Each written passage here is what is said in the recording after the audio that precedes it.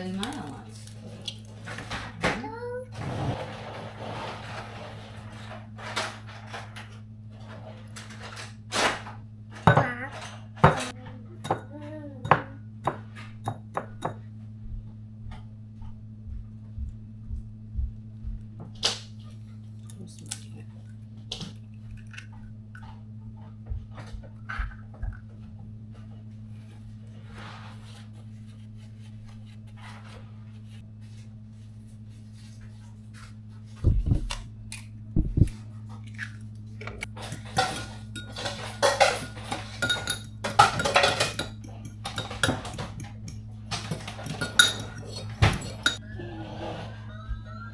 Hi, Maya. Good morning.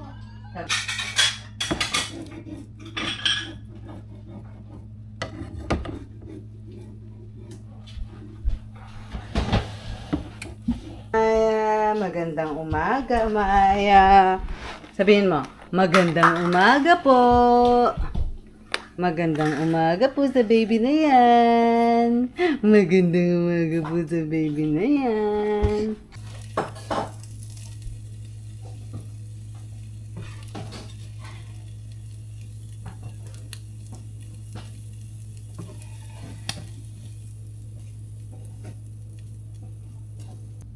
Done. Thank you for cooking.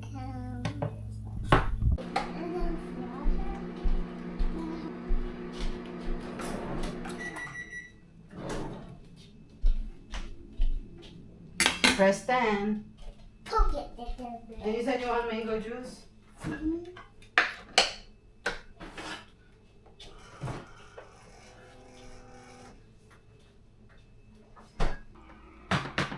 That enough?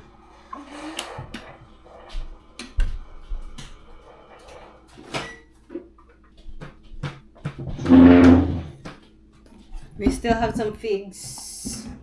We still have some fig fruits if you want. Yes, Maya, you want pancake? It's still hot. The pancake is still hot. Ah. Oh, init. May magpipick up ng orders.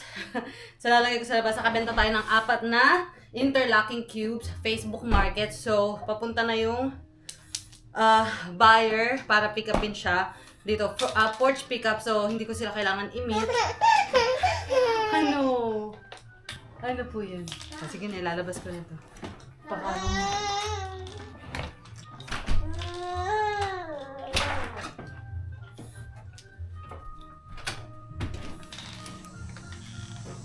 Medyo mabigat din siya, kaya sa local Facebook ko na lang binibenta.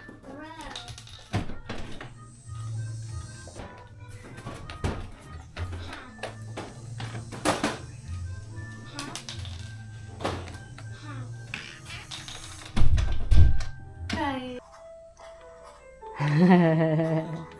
Happy ka? Nakabukas ang pinto? Sige, labas ka. Tulog pa si Lucas. So, ang plano namin today, friends, ano bang gagawin? Yun nga, may work si Mister, kaya kami lang ng mga bata. Si Lucas ay tulog pa. Gigisingin ko na siya maya-maya. Pero kami lang ng mga bata today. Pero may doctor's appointment si Andrew. Medyo mali nga yung aking pag-schedule. Akala ko kasi walang pasok si Mister. Parang nagkamali-mali ng schedule. So, ayan, ako ang magpagod na 3 bata ang dalhin sa appointment. And then, dederecho kami sa Happy Cup, milk tea kami. Malapit din kasi yung shop sa clinic. And then mag-grocery kami. Fruits and vegetable. Fruits lang naman ang aming bibilhin mostly kasi wala na kaming fruits. Yun ang aking plano. And then, after ng mga pinagsasabi ko, ito ang aking gagawin. If magkakaroon ako ng time, tingnan nyo. Itong nagpalitan kasi kami ng kwarto, 'di ba? Ito na yung aking bagong working area. Ayan. So, tinambak ko na dito yung lahat ng gamit na nandun sa dati kong working area. So, ito na yung bagong working area namin. Kaya ito yung aking tatrabahuin unti-unti. So, if magkakaroon ako ng time today, dito ako mag-work. Hindi ko pa natatrabaho yung mga damit na binili namin from Sam's Club Liquidation, 'di ba? Kasi wala akong space na pagtrabahuhan. So, dito ako mag-work. Kung sakali na maiayos ko to, ito yung aking magiging bagong photo backdrop. And then, teka, umiyak si Maya. Mag-homeschool din kami bago kami umalis. Hopefully, anong oras may appointment? 1:10 na. So, mga alauna yata yung appointment or 1:30. So, hopefully, makapag-homeschool din kami. Magpapakpa pala ako ng order. Naku po, may mga order nga pala. Nakalimutan ko. So, mamaya magpapakpa pala ako ng order. So, I don't know how I will do all of that today. Plus 11. Plus 11. Plus 6. Plus 6. Minus 11. Minus 11. Oh, nice. Plus 21. Plus 20. 20. Plus 50. Plus 10. Minus 63. Huh? Minus 63. 63. Answer.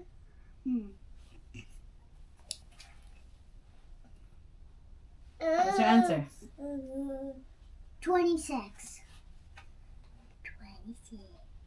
Correct. You don't look happy. You got it right. And 7. Yep. What's your answer? What's your total?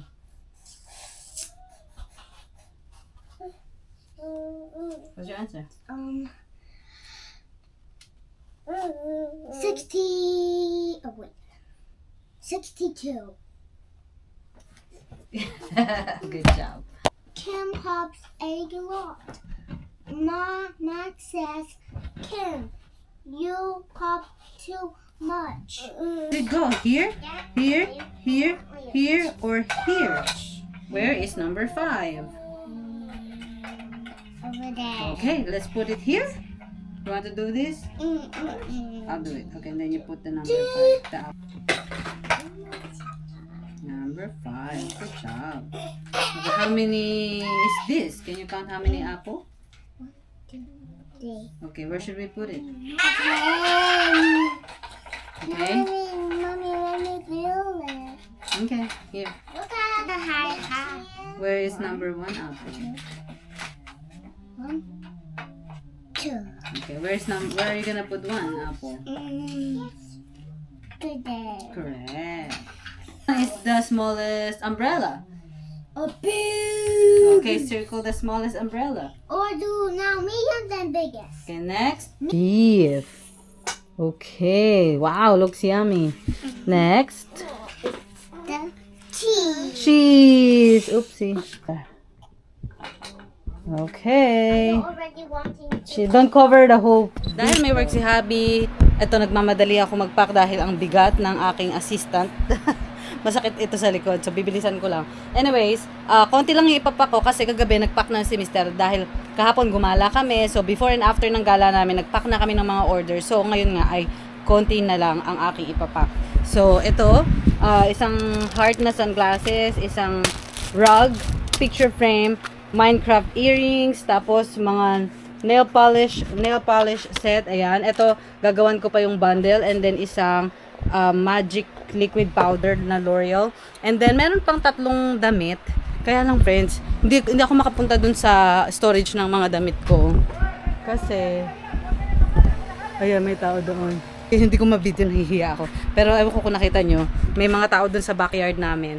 Malapit dun sa shed kung saan ko ini-store yung mga damit na mga paninda, di ba? Hindi ako makapunta kasi yung mga tao doon ay nagpuputol ng puno. Kaya din yung boys ay nasa loob ng bahay. Hinayaan ko silang mag-iPad. Sabi ko mag-iPad lang kayo para chill lang sila habang hinihintay nila ako mag-pack. Ayoko silang lumabas kasi baka mabagsakan sila ng puno, di ba? Kasi nga nagpuputol. Tapos ako din, hindi rin ako makapunta doon. So, ang gagawin ko, i-mark ko siya na ship, itatansyahin ko na lang muna yung weight. And then, pag natapos silang magputol ng puno, tsaka ko ipapak yung mga damit. Parang ano lang naman yun, 4 na order. Pero, isa dun sa 4 na order ay 1 dosena ng mga bralette. So, yun. Mamaya ko na yun gagawin. Hayaan ko lang muna silang magputol ng puno. So, ito ang aking tatapusin. Blah, blah, blah. Ay, Maya. Maya, masaya ka ba? Masaya ba si Maya na nakasama si Mami? Ha? Masaya si Maya? Masaya si Maya.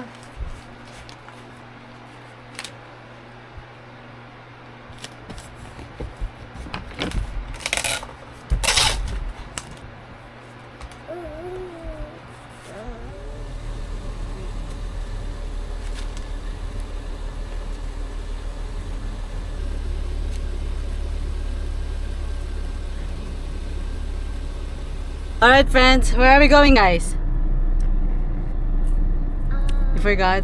Happy cup. Later happy cup.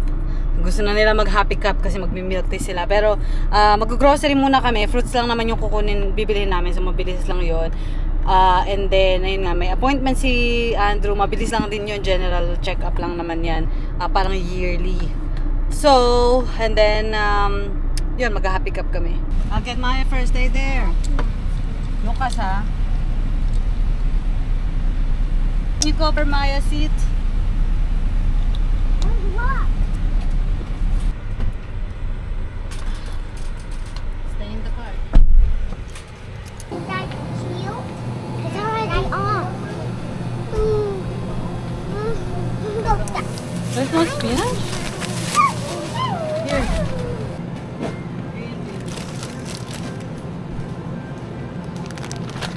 Okay, we're done grocery shopping. Haggard na haggard ako palagi talaga kapag nag-grocery kami ng mga bata. Ay, just me. Ayan. Where are we, guys? Happy cup. Are you happy to be in the happy cup?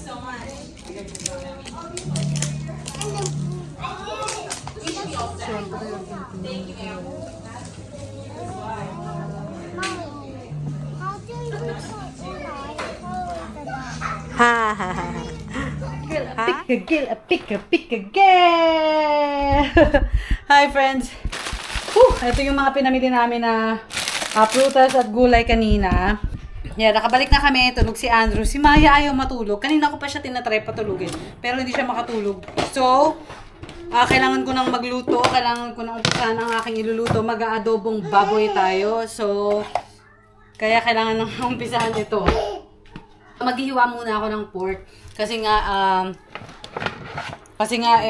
matagal itong maluto. Kumbaga parang pakuluin ng matagal para malambot ang ating pork. Kanina friends, nagpa-check up si Andrew. Actually, hindi kami talaga hindi kami nakakapag-vlog. Sa grocery, medyo nakapag-konting video ako doon, di ba? Pero sa clinic, hindi talaga. Kasi 3 bata talaga yung aking binabantayan. And then, nagpunta kami sa Happy Cup, dun sa milk tea shop ng aking friend na si Miss L. Ayun, nandun naman siya. Kaso medyo busy siya, so hindi kami masyado nakapag-chikahan. Hindi din ako nakapag-vlog masyado. Again, dahil busy sa mga kids. Naglaro kami dun ng domino. Kasi magandang tambayan yung Happy Cup dun eh. Maraming, parang chill yung atmosphere. Meron silang karaoke. Kaya lang, may mga bata nga kasi so hindi ako parang mag-karaoke, di ba? Tapos yun nga, may mga game board sila na pwede mong laruin habang ikaw ay nakatambay doon, ganyan. So talagang nakaka-enjoy na tumambay. Siguro tumambay kami doon ng at least 1 hour. At least 1 oras kami doon nakatambay. So, which is good na nakaka-catch up naman ako sa aking friend kahit papaano. So, okay na yun. Kung kayo po ay nasa Amerika, tapos napadaan kayo sa North Carolina, hanapin nyo po yung Happy Cup.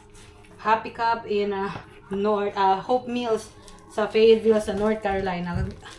Daanan nyo, meet Miss L. Si Miss L ang may-ari niyan. Dati rin siyang teacher kagaya ko. So, yun, highly recommended. Masarap ang kanyang mga boba milk tea. Nung pinost ko yun sa Facebook, akala ng iba, ng mga friend ko sa Pilipinas, akala siya parang franchise ni ng Gonzaga sister. But, hindi naman siya franchise actually. Siguro pareho lang ng pangalan. Nagkataon lang na magkapareho sila ng pangalan. Nagkataon lang na, alam niyo na, similar brand. I mean, hindi similar. Hindi matalim yung aking knife. Hindi naman sila, hindi sila franchise. Nagkataon lang na medyo pareho yung pangalan. Medyo, pareho pala talaga. Similar lang. Hindi po siya franchise. Wala pa pong Happy Cup si na Tony sa Amerika. Si Miss L pa lang.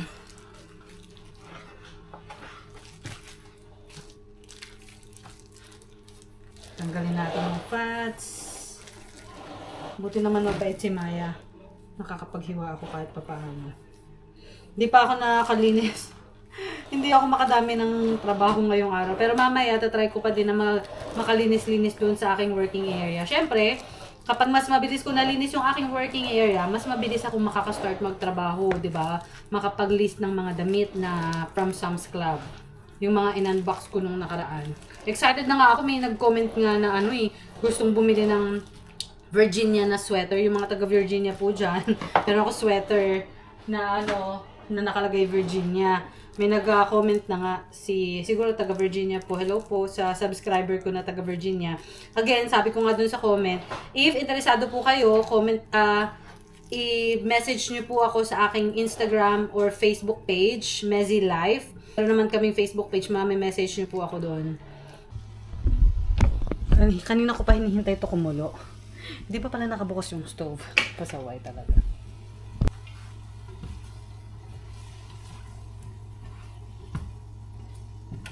Nagising si Maya. Pinatay ko yung stove kasi umiyak siya. Pinatay ko para padedehin ko muna siya at bumalik sa tulog. Kaya lang, yung nagpuputol ng puno doon sa labas, kumatok. Tapos, syempre malakas yung katok, na dito kami sa living room. Nagising na to si Maya. And ang sabi nila, yung puno ng kapitbahay na pinutol nila, bumagsak doon sa fence namin. So, nasira yung fence. Pero sabi nila, papalitan naman daw. So, pinicturean ko at sinend ko sa asawa ko. Sabi ko, syempre, siyang mas may alam kung magkano yung papalitan nila. Anong mas maganda, sila na ba yung bumili, parang gano'n. Kasi may insurance naman na magko-cover. Pero, yun nga, sabi nila, kung ano daw yung gusto namin, kung gusto namin na kami na lang yung mag-ayos, bayaran na lang nila kami, parang gano'n. Or sila na yung magpalit. Sabi ng asawa ko, sabihin ko daw na sila na lang ang magpalit. Siyempre nga naman kami pa maabala, no? So yun, sabi naman ng kapitbahay namin, nagsorry naman sila, pasensya na sa abala and all that. Sabi ko, it happens, Nabagsakan ng puno. Imagine nyo yung mga puno dito na matataas, talagang pinuputol dahil delikado sa mga bahay. Diba? 2 puno na nga din namin yung napaputol namin Maganda sana kasi nga may shade. Parang lumamig-lamig sa loob ng bahay. Or parang hindi masyadong mainit. Masarap may puno Kaya lang, minsan talagang delikado ang kapag masyadong mataas. Meron dito, hindi ko alam kung government ba yun or parang private company, na parang nag-iikot sila, tapos pag may nakita silang puno na parang at risk, sasabihin na nila na kakausapin nila yung may-ari ng bahay, tapos sasabihin nila na at risk na yung puno, paputol nyo na, or kami ang puputol, parang gano'n. So, kami din, soon, meron kami ipapaputol na puno. Pero, I don't know, kay Ryan kung anong plano niya. Palakpakan! Yay! Oh, she's gonna eat it. How about this? You want this? You want to play this instead? She's still sleeping. Gonna check the cooking.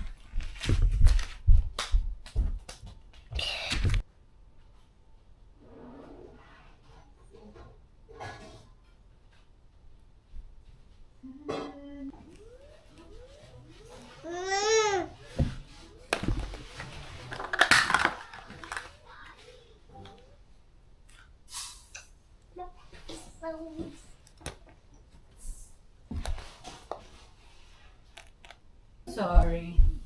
Mommy's checking the food. Come here. Mommy. Sad na si Maya. Pangit ng gising. Nagising po si Maya. Ayun na yung aking niluluto. Hindi pa talaga yung gusto kong gawin matapos para matarabaho ko na nga yung mga damit na aking ibebenta. Pero tingnan nyo, sobrang dami kong gamit. Ito yung mga gamit na galing dun sa dati kong working area. So sobrang dami pala. Ito ay halo-halo na mga reseller items.